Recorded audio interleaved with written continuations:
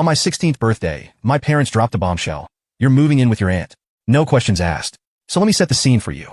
I had just turned 16, and like any normal kid, I thought I might get a birthday cake, maybe a lame gift, something simple, right? No. What I got instead was a ticket out of my own house. Literally. My parents didn't even sugarcoat it. They told me point blank that they needed my room for the baby. My sister Carla, the golden child, is pregnant, and suddenly I'm out of there. It wasn't like a discussion or anything. It was like a quick meeting with HR where they tell you you're fired. No emotions, no second thoughts. They just sat me down, looked me straight in the face, and said, "You're going to live with Aunt Lydia." I didn't even get a say. I couldn't believe it.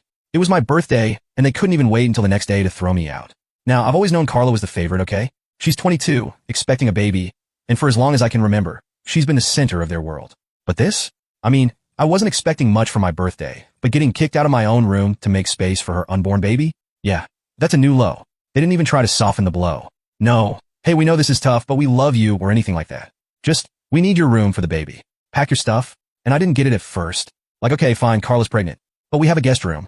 Why couldn't they just turn that into the nursery? When I asked, they just kind of looked at each other. Then they finally came out with it. Matt needs a place to stay too. Matt, Carla's boyfriend.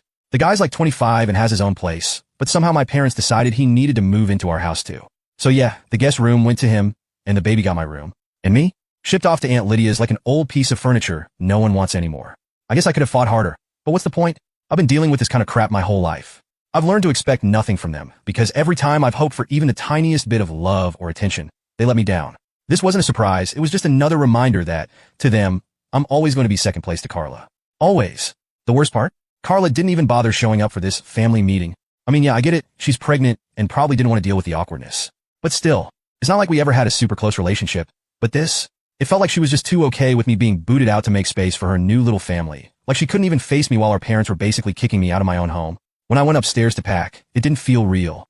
I mean, I'd spent my whole life in that room. Every crappy little birthday I'd had, every time I tried to avoid my parents' drama, I'd go up to that room and just zone out. And now, just like that, it wasn't mine anymore. I started throwing stuff into a suitcase, not even sure what I was packing.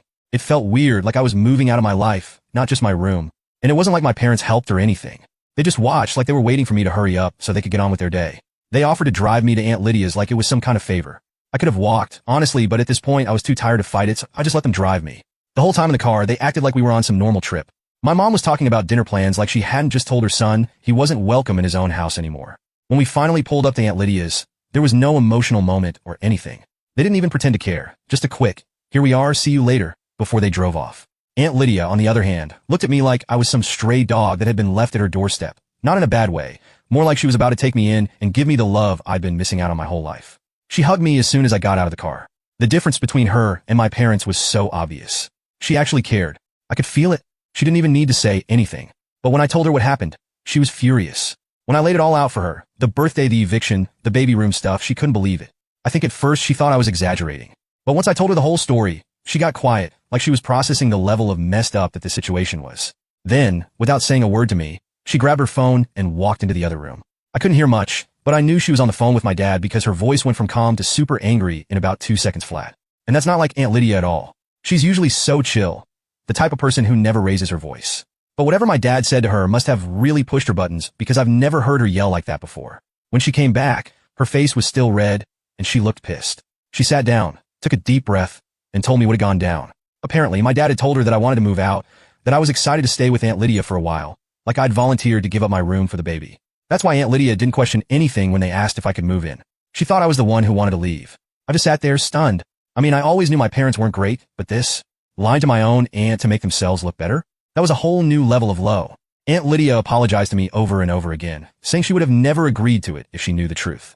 She said she couldn't believe my parents would treat me like that, and that I was welcome to stay with her for as long as I wanted. Honestly, I didn't even know what to say. It felt good to be somewhere where I wasn't treated like garbage for once. But at the same time, I couldn't stop thinking about how messed up my parents were. They didn't even care about me enough to tell the truth. They just wanted me out of the way, and they didn't care how it happened.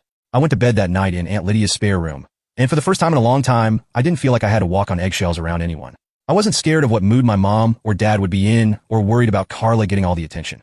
It was peaceful, but there was this weird, empty feeling too, like I'd lost something important, even if that something wasn't that great to begin with. In the end, I guess getting kicked out wasn't the worst thing that could have happened to me. At least now I was with someone who actually gave a damn. But still, it hurt knowing that your own parents would rather lie and shove you out of the house than deal with you. That sticks with you.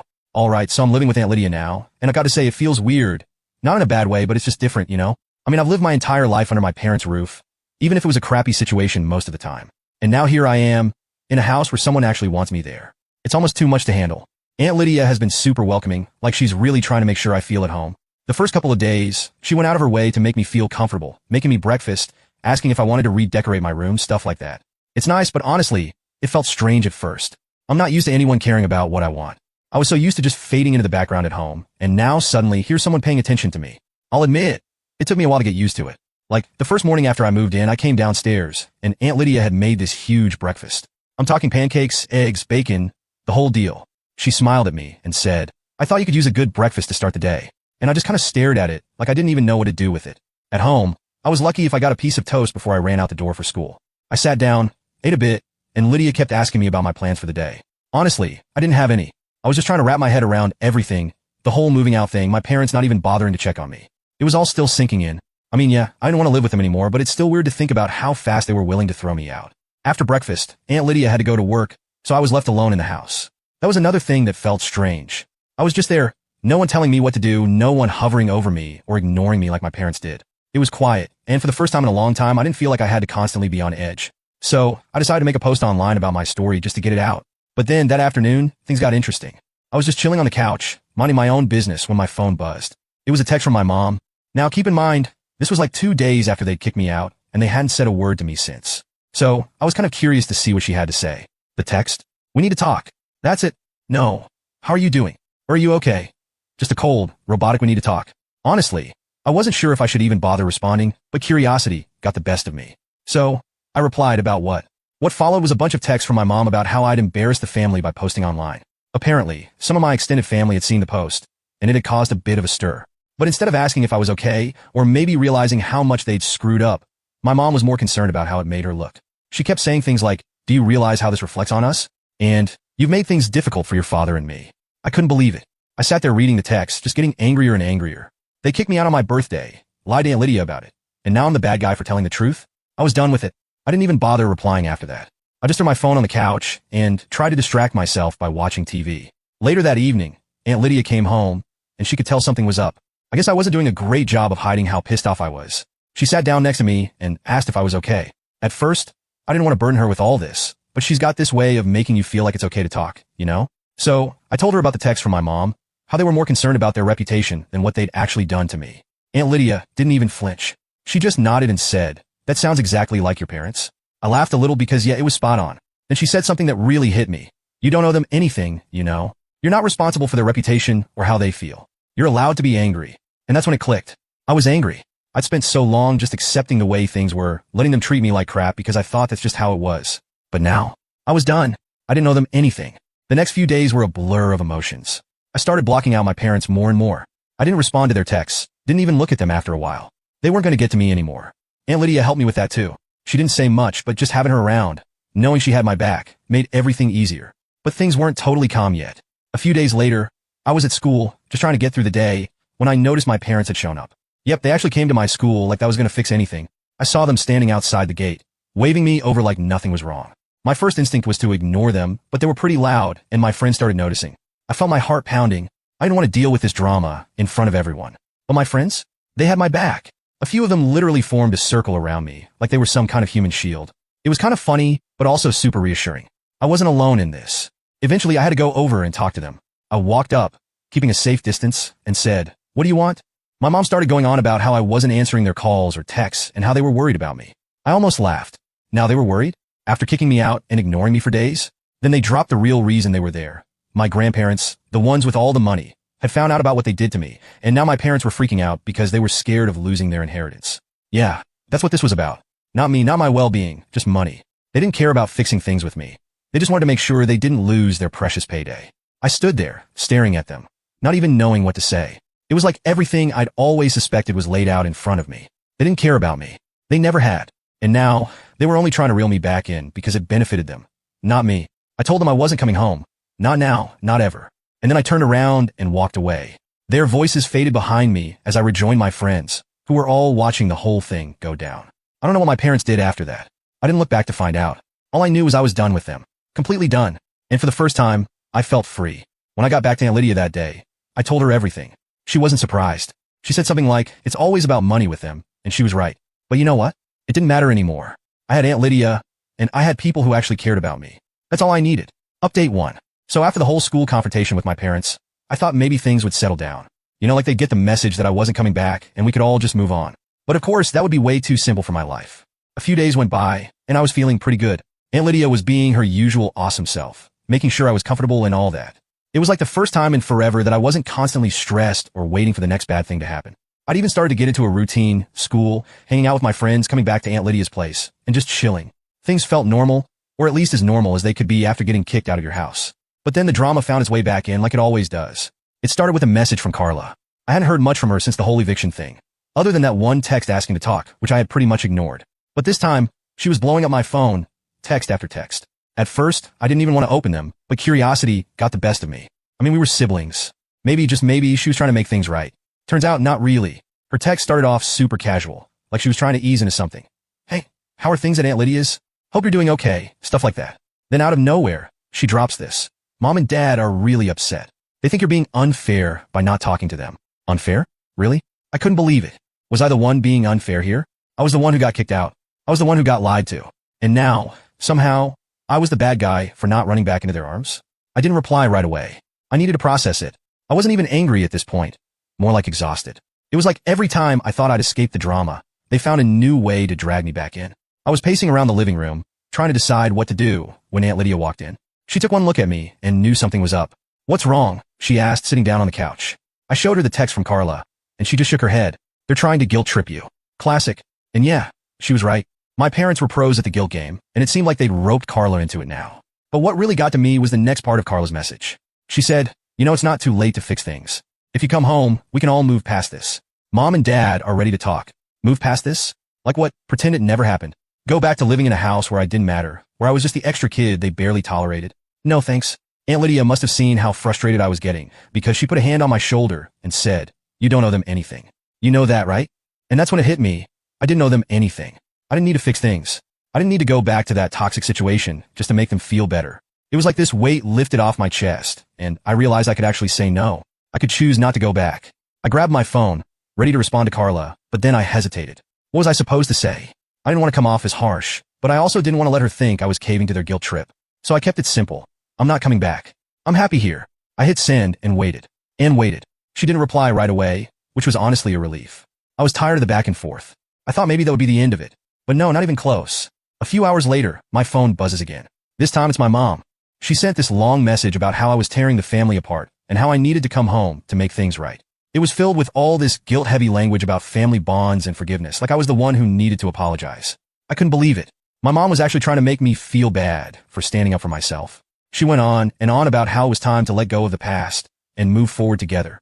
But all I could think about was how they never once took responsibility for what they did. They never said sorry for kicking me out. They never admitted they were wrong. All they cared about was making it look like everything was fine again. I was about to respond when Aunt Lydia chimed in again. Do you really need to reply to that?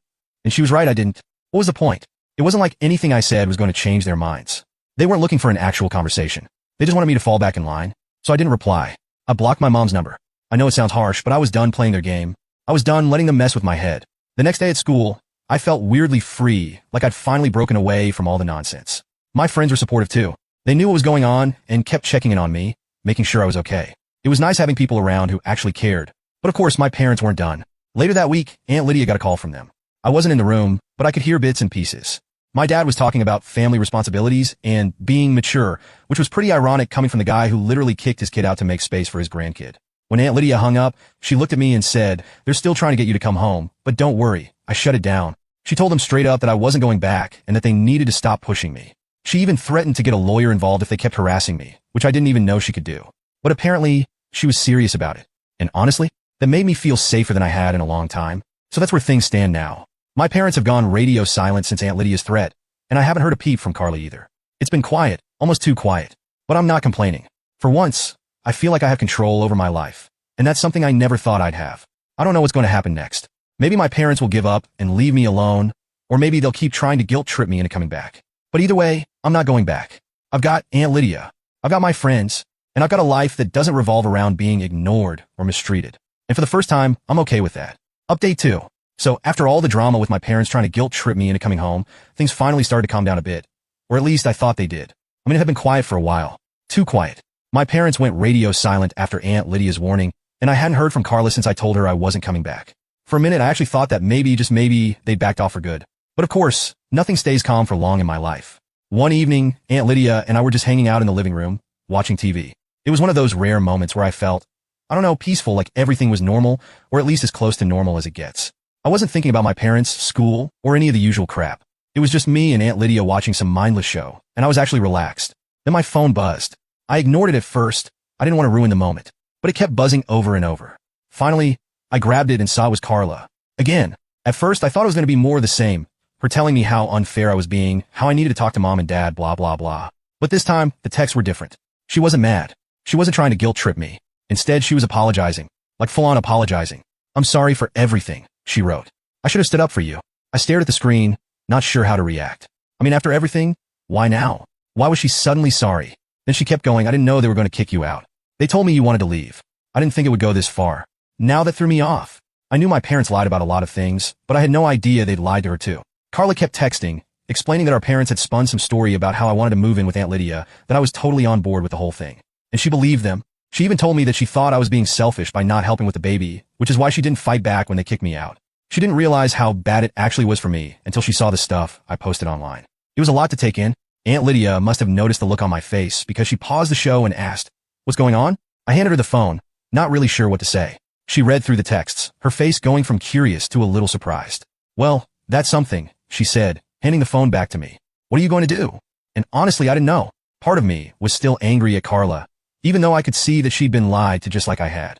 But another part of me, well, I felt bad for her. She was in a messed up situation too, dealing with all the pressure from our parents, the pregnancy, the lies. Maybe she wasn't the bad guy I thought she was. So, I texted her back. I didn't jump right into forgiveness or anything, but I told her I appreciated the apology. I said I needed time to process everything, but that I wasn't mad at her anymore. That felt like the right thing to say, honest but not too harsh. Then Carla hit me with another bomb. She told me she was planning to move in with Matt, her boyfriend, and that she didn't want to live with mom and dad anymore either. Apparently, things have been getting really tense at home since I left, and she was feeling trapped. "They're trying to control everything, and I can't take it anymore," she said. That made me pause. For so long, I thought Carla was the golden child, the one who always got everything she wanted from our parents. But now, hearing her side of things, it sounded like she was just as much a victim of their control as I was. It was weird, like I'd been seeing everything through this one lens, and now that lens was cracking. And the truth was a whole lot messier than I thought. She kept texting, saying how she felt bad for not standing up for me sooner, how she wished she'd done something before it got to this point. And for the first time, I felt like maybe we were on the same page. Maybe we weren't enemies after all. That night, I didn't sleep much. I just kept thinking about everything, about how messed up our family really was. It wasn't just me versus them anymore. Carla had her own struggles, and even though she'd let me down before, she was trying to make things right now. That had to count for something, right? The next day, I decided to meet up with Carla. I wasn't sure what was going to happen, but I figured we needed to talk face to face, not just over text. We agreed to meet at this cafe downtown, neutral territory, so it wouldn't feel like either of us had the upper hand. When I got there, she was already sitting at a table by the window, looking nervous. That was weird to see too, Carla, the confident one, actually looking anxious. I sat down, and for a few seconds, we just kind of stared at each other, not really knowing how to start. Finally, she broke the silence. "I'm really sorry," she said, her voice quieter than I'd ever heard it. "I didn't know how bad it was for you. I was so wrapped up in my own stuff. I didn't even notice." I nodded, not really sure what to say yet. It was hard to be mad at her when she was sitting there looking genuinely sorry. I didn't know they were going to do that to you," she continued. "And when I found out, I didn't know what to say. I didn't know how to fix it. There it was, that guilt I knew she'd been carrying around. And maybe that was what I needed to hear. That she did feel guilty, that she knew she'd messed up. "I'm not mad at you anymore," I finally said. "I get it. They lied to you too. But I'm not coming back home, Carla. I can't." She nodded, tears in her eyes. "I wouldn't expect you to. I'm leaving too. I can't live with them anymore. They're trying to control everything about the baby, about Matt and me. I just can't do it." We sat there for a while talking about everything, about our parents, about how things had gotten so bad, about what we were both going to do next. It was strange, but in a way, it felt like we were finally on the same side. For the first time, I felt like Carla actually understood me. When we finally left the cafe, I didn't feel completely at peace, but I felt like we'd taken a step in the right direction. Things weren't perfect, but they didn't need to be. For now, I was just glad that Carla and I were talking again, and that maybe, just maybe, we could start to fix what was broken. That night, when I got back to Aunt Lydia's, I told her everything that had happened. She smiled, nodded, and said, "Sometimes it takes hitting rock bottom for people to see things clearly," and maybe she was right. Maybe Carla and I had both hit that point. But at least now, we were climbing out of it together. Update 3. So after that meetup with Carla, things got, well, complicated but also kind of clearer at the same time. If that makes any sense, I thought maybe after talking things through with her, we could just move on, go our separate ways, and leave all the family drama behind us. But of course, that's not how life works, especially not in my family. A few days after I met Carla, Aunt Lydia and I were having one of our usual chill evenings. We just finished dinner, and I was getting ready to head up to my room when there was a knock at the door. Now, this doesn't sound like a big deal, but Aunt Lydia never has visitors at night. Like ever. She's a quiet person, and her friends usually drop by during the day. So both of us were a little thrown off by the timing. Aunt Lydia looked at me with this puzzled expression. You expecting someone? I shook my head, and we both walked to the door. She opened it, and surprised, there stood my parents. I could feel my heart sink. Like, really? After everything, they had the nerve to show up here unannounced and try to get me back into their mess? I thought they'd given up after Aunt Lydia's threat to get legal involved. But nope. Here they were, standing on her porch like nothing had happened. My mom had that fake concerned look on her face that she always pulls out when she's trying to manipulate me. My dad just stood behind her, looking awkward, like he'd rather be anywhere else. Can we come in? My mom asked, her voice dripping with fake sweetness. Aunt Lydia didn't even look at me before saying, No, I don't think that's a good idea. I almost smiled at that. Aunt Lydia doesn't play around when it comes to setting boundaries. My mom's face dropped, and she sighed like she was the victim in all this. We just want to talk to you, honey. Please. I wasn't having it. I'd been through enough, and I wasn't about to let them drag me back into their drama just because they suddenly decided they wanted to talk. I folded my arms and leaned against the doorframe, trying to keep my voice steady. What's there to talk about? You kicked me out. You lied to Aunt Lydia. And now you just show up like everything's fine? My mom's eyes widened, and she stammered. It wasn't like that. We thought it was best for everyone. Best for everyone? I couldn't believe what I was hearing. You thought it was best to kick me out on my birthday because Carla's pregnant? Seriously? My dad finally chimed in, his voice quiet. We didn't handle things well, okay, but you need to come home. I laughed. I couldn't help it. Why? So you can keep pretending like I don't exist while you bend over backward for Carla and the baby? No thanks. Aunt Lydia, sensing things were getting heated, stepped in. I think it's best if you two leave. He's made it clear he's not coming back. My mom wasn't giving up that easily, though. She started tearing up, the classic guilt trip move she always used when things didn't go her way. We're your parents. We love you. We want to fix things. But here's the thing. I'd finally realized something. They didn't want to fix things for me. They wanted to fix things for them. They wanted to sweep everything under the rug, make it seem like we were one big happy family again. Also, they wouldn't have to deal with the fallout of their actions. But I wasn't playing along anymore. You had plenty of chances to fix things, I said, my voice low but firm. But every time, you chose Carla. You chose her over me, over and over again. So don't stand here and act like you care now. The silence that followed was heavy. My mom just stared at me, the tears still in her eyes. But this time, I wasn't falling for it. I wasn't going to be guilted into going back to a house where I was nothing more than an afterthought. My dad looked like he wanted to say something, but instead, he just sighed and put a hand on my mom's shoulder. Let's go, he muttered. My mom looked like she wanted to protest, but after a few seconds, she turned and walked back to the car, her shoulders slumped. My dad followed her without another word. Aunt Lydia closed the door, locking it behind them, and turned to me. You okay? I nodded, but the truth was I didn't know how to feel. Part of me was relieved. It felt like I'd finally stood up for myself for real this time. But another part of me felt, I don't know, sad. Like, no matter what I said, no matter how much I tried to cut them off, they were still my parents. And it sucked knowing they were always going to choose Carla over me. But that's the thing, isn't it? Family doesn't always mean what we want it to mean. Sometimes the people who are supposed to love you the most are the ones who hurt you the worst. And that's a hard pill to swallow. Later that night, I got a text from Carla. She said our parents had told her about what happened, and that she was sorry they had tried to force me back.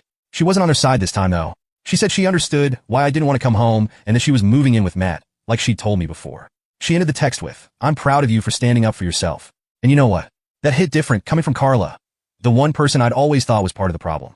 Hearing her say that made me realize I wasn't alone in this. Maybe we weren't as close as some siblings, but we were starting to get there. I showed the text to Aunt Lydia, and she smiled. You come a long way, you know that? I shrugged, trying to play it cool. But deep down, I knew she was right. I wasn't the same kid who'd been kicked out on his birthday. I'd learned to stand up for myself, to choose what was best for me, and not just go along with what other people wanted. The next morning, I woke up to a quiet house, sunlight streaming in through the windows. And for the first time in a long time, I felt free. No more pretending, no more walking on eggshells. Just me in a place where I was wanted. And that felt pretty damn good.